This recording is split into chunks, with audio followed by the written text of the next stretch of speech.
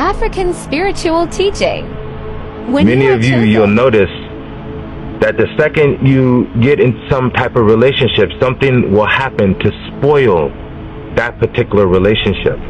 And you'll notice not only yourself, but then as you start to reflect back generationally, you'll look at some of the women that are in your family that even had some of these same gifts, and you'll notice that many of these women, they weren't able to keep long relationships, or their relationships were somewhat transient or temporary.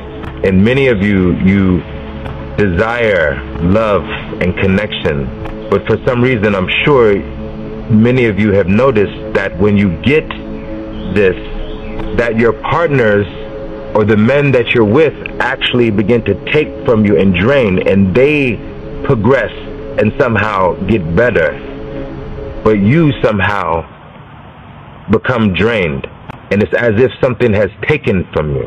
Many of these things, by many I've heard, they consider this a curse, and it may seem as if it is, because you exhibit monumentous spiritual abilities and gifts.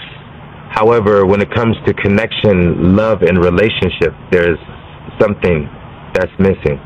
This is because those spirits that your ancestors were dealing with, that gave your ancestors certain powers and abilities, whether those powers and abilities were used in order to heal or to help the community, or the opposite.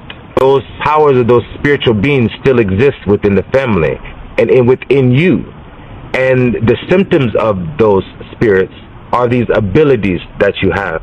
The way that we remedy these issues is that you have to reconnect to the Wu No Nam, or the gods of your ancestors that exist in nature, because it's the reflection of those minds and mentalities that exist in nature, those mental beings, these spiritual beings, our ancestors, the gods of our ancestors that exist in nature.